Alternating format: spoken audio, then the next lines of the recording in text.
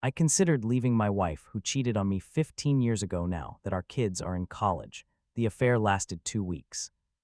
I found out because she left her phone on the bathroom counter and a text popped up. Just 2 lines, but it was enough. When I confronted her that night, she didn't deny it. She cried and begged and promised it was over. Our twin daughters were 3 years old then. They were sleeping down the hall in their shared bedroom with the nightlight shaped like a turtle. I packed a bag that same night, got as far as the driveway before I turned around. Not because I forgave her, because I kept picturing the girls waking up asking where Daddy went. I couldn't do it. My wife did everything right after that. She went to therapy, cut off all contact with the guy, gave me her passwords. We went to couples counseling every Thursday at 6:30 for 2 years straight. The counselor's office smelled like vanilla candles and had this clock that ticked so loud I could barely focus. Slowly, things got better. We started laughing again, having date nights, and taking the girls to the zoo on Saturdays. By year 5, I could say I loved her again and mostly mean it, but I never forgot. Every anniversary, every vacation photo, every time she smiled at me across the dinner table, there was this tiny voice in the back of my head. She did that thing. She chose someone else.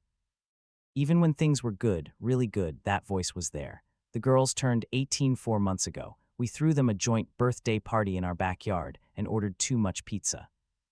Their friends stayed until midnight. Both of them got acceptance letters to universities 2 hours away, different schools but same distance. They moved into their dorms 6 weeks ago. The house has been quiet ever since. Last Tuesday, I was sitting in my car in the grocery store parking lot. I had just bought milk and bread and those frozen dinners my wife likes. My phone buzzed.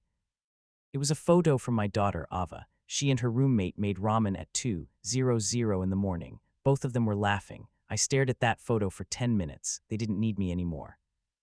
Not like before, that's when it hit me. I had stayed for them. I had rebuilt my marriage for them. 15 years of trying to forget, trying to move past it, also they could have a stable home.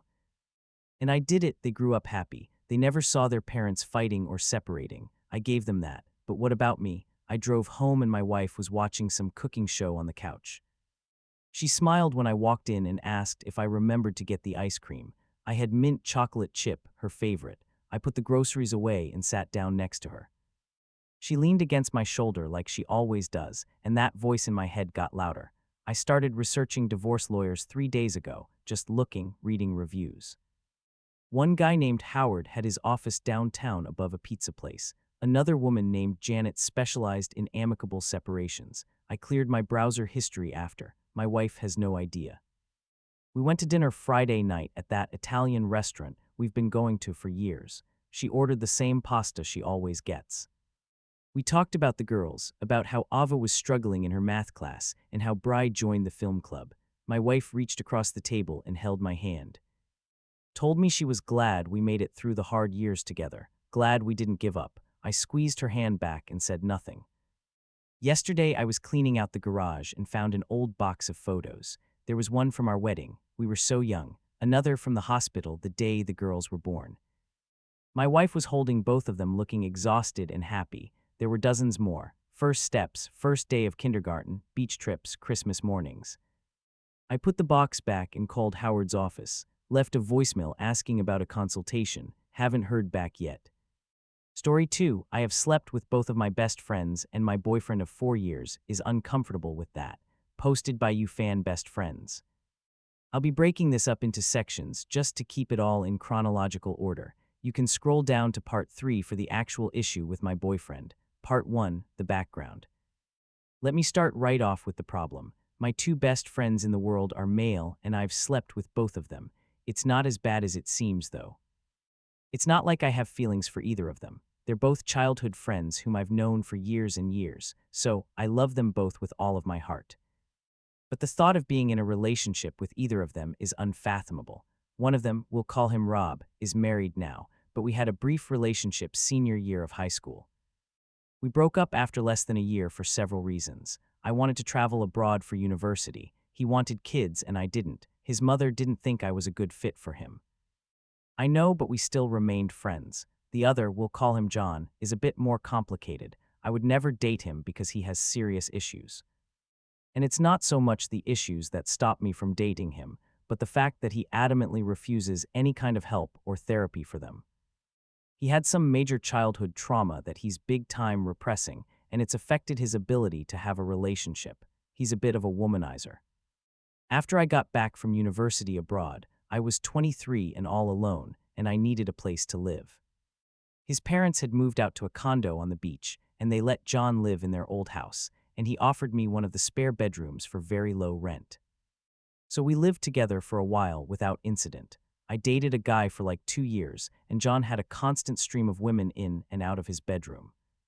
But we discovered a system that worked for us, and we became closer than ever. The problem was one night about a year after I broke up with my ex, we hung out in the house alone and got drunk together. We were both super horny and hooked up, and we had amazing sex, like really mind-blowing. I don't know if it was because I was drunk or because I'd only slept with 2 other people in my life who were both sapper. Rob and I were virgins, and we only had sex like twice before we broke up. And one of the main reasons I split with my other ex was sexual incompatibility. But either way, it was great and we didn't want to stop, so we kept hooking up for about 8 months. At that point, one of his old exes came back into his life, and he realized he had feelings for her.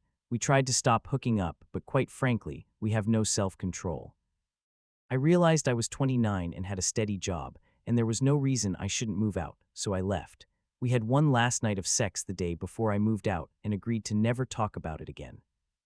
Part 2, the boyfriend. You can skip this section, I suppose.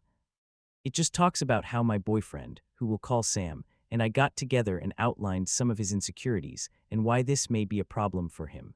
Sam had been a long-time coworker of mine. We started working together when I got my job at 26. He was 29 and getting divorced. He told me all about it as it was happening. He and his wife got married way too fast.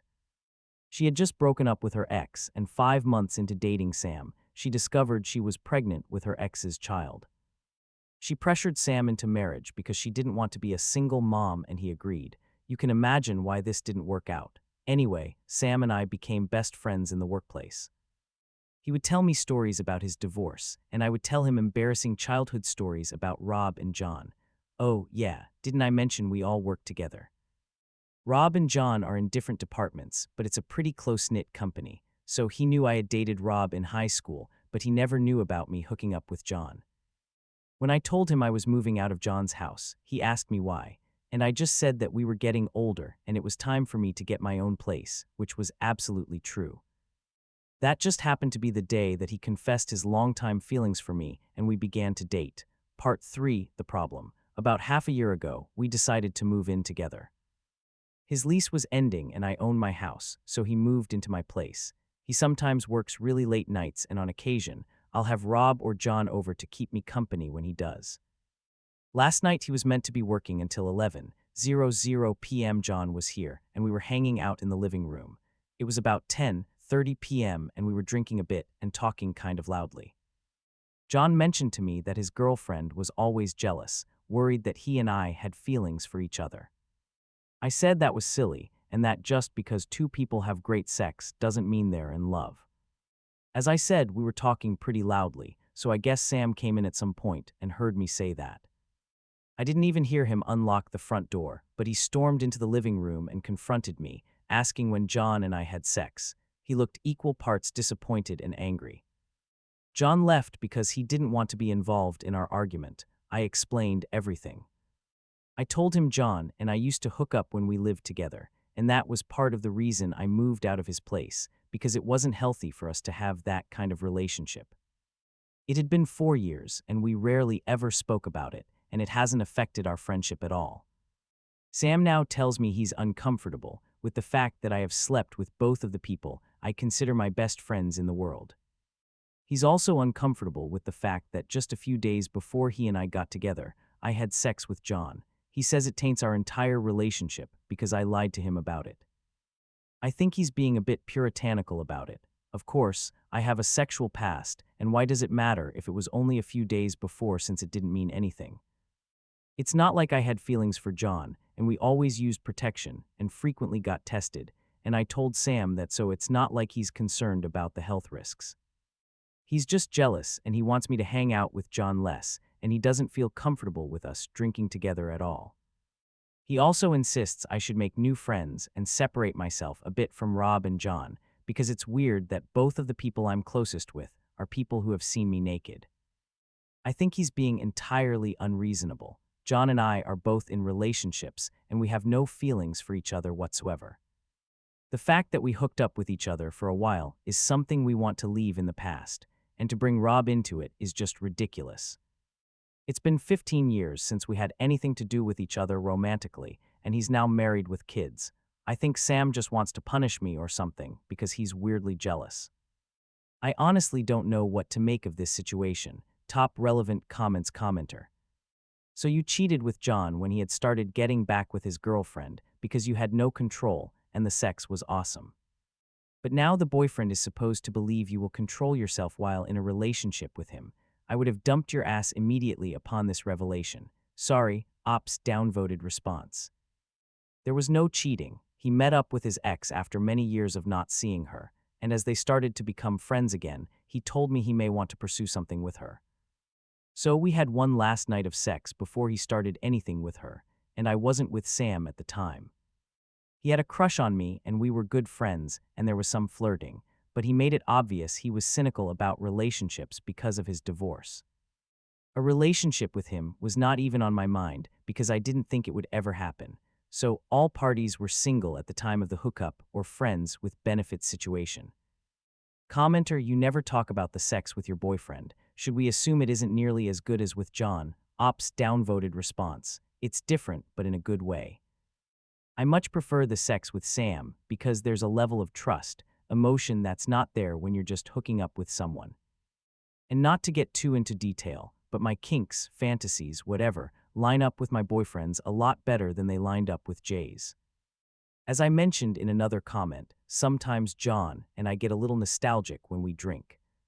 It's not the sex eggs I'm nostalgic for, but the carefree feeling of being young with no obligations, living with your best friend.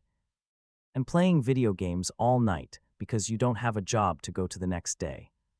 So sometimes I guess my mind lumps the actual sets together with that entire era of my life. But no, sleeping with Sam is highly preferable to sleeping with John. Commenter 2, let's write this from his position. Hey everyone, I am in a bit of a situation with my girlfriend. She has two best friends who hang out all the time. Now normally I am not jealous, but this situation just keeps throwing up red flags. I will skip the long introduction and get right to the situation currently at hand. I occasionally work late. My job can be demanding, and my girlfriend doesn't really like to be home alone. I understand that, and she normally calls over one of her two friends. I always thought it was nice that they found time to hang out, because it can be hard to keep friends after marrying. However, I came home last night, and before I shut the door, I heard a drunken conversation. John stated that his wife was jealous of them, and my wife mentioned how they had good sex, but his wife didn't need to worry. Needless to say, I rushed in and tried to figure out what the hell was going on. I questioned them, and apparently they have a past together, which I did not know about. Not only that, but apparently it stopped barely before we got together. Everything about this situation makes me feel like I am not getting the full truth. Why didn't she tell me she had sex with this man who is constantly over? Is this the type of thing they talked about on a normal basis? If she had told me before, I imagine it would have been less of a shock, but I keep thinking that she hid this from me because she knew she was doing something wrong or that I might not like it. I'm pretty furious right now. She could be cheating on me every time he is over, and I would have no clue because I have always assumed she was telling me the whole truth. What should I do? I don't want to throw this away, but I can't help but think there is something else going on. As for me, I think you effed up. You lied by omission and spent time with the person you lied about. Of course, he feels like the relationship is tainted. He has had 100% trust in you and your actions, and now he is seeing that for 4 years he has been lied to. It retroactively makes him reassess every single situation where you and John were alone together. At a minimum, you need to scale back for the time being and stop spending so much late-night alone time with him. Commenter 3, this. Stop being so selfish. Try to understand his perspective. Not only that, but you have all of Reddit telling you you've effed up. Your boyfriend is not being unreasonable at all. Update 1 year, 2 months later. I know it's over a year later, and probably no one remembers this post, but I will never forget it because hearing from all you Redditors changed my life and saved my relationship. So if there's anyone here who read my last post, you deserve to know that you were right. After reading all the comments on the last post, I realized that Sam was not overreacting at all and would have been more than reasonable to break up with me because of this. I showed him my post, and we had a long discussion in which I promised I would never hang out with Rob or John alone again. I told him I loved him so much, and he was the most important person in my life, and I would do anything to gain his trust back, even if he wanted me to stop seeing my friends altogether. He said that wasn't necessary, and he didn't mind if I saw them alone occasionally, just that he would prefer it if it were in public and not late at night or with alcohol involved. He felt sorry for being judgmental of me, but I told him that he was completely right and my relationship with John was inappropriate. I just needed something like this to make me see it. So we moved past it fairly easily and are actually now married. It was a courthouse wedding on our 5th anniversary. Very lovely. Now here's the part where everyone was right. After my conversation with Sam, John and I drifted apart a bit. I still hung out with Rob and his wife, but John broke up with his girlfriend, and I no longer felt comfortable being with him alone. So he and I would hang out with Rob, but that happened maybe once or twice a month, where before we would see each other a few times a week. Then last Thanksgiving, when Sam and I announced we were getting married, John actually left dinner early. He replied shortly to all my messages, didn't return my calls, and barely spoke to me. I didn't see him again until my wedding in December. You can guess where this is going. Thankfully, nothing happened at the wedding, although that would have made for a great screenplay. As someone in a comment on the last post mentioned, it was a small ceremony, just our families, a couple of Sam's friends, Rob, his wife, and John. We went out to a restaurant for a reception dinner, and John seemed withdrawn the entire time. I guess he was not happy that I was married. So since Sam and I got back from our honeymoon in January, I have seen John maybe twice. Once for Easter and again for Rob's birthday. I've tried to say hi at work, but he always makes an excuse and walks away. He didn't even come to Sam's birthday last month. After that, I decided that I would stop trying to reach out to him and he could talk to me when he was ready. Last week, he was finally ready. Sam was offered an opportunity to travel abroad for 8 months with his job, with me invited to come along.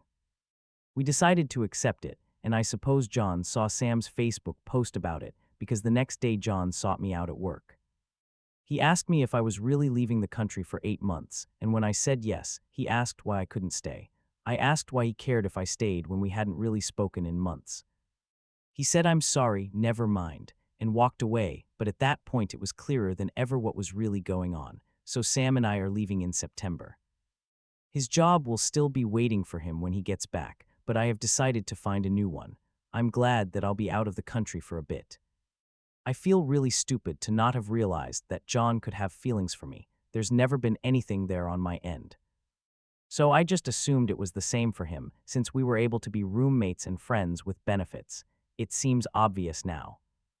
Everyone who commented on my last post was spot on about our relationship not being normal, and I am so glad that Reddit was able to see what I wasn't. I am so deliriously happy in love with my husband. I don't even want to think about what would have happened had I not posted here. So thank you all again, and I hope this update is in some ways satisfying. Top relevant comments commenter. Good for you up and wow. Good on the guy who wrote the top comment in that last thread.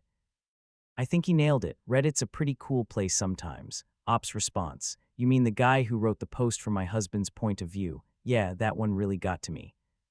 Commenter 2. It takes a really big person to admit they're wrong and then remedy the situation.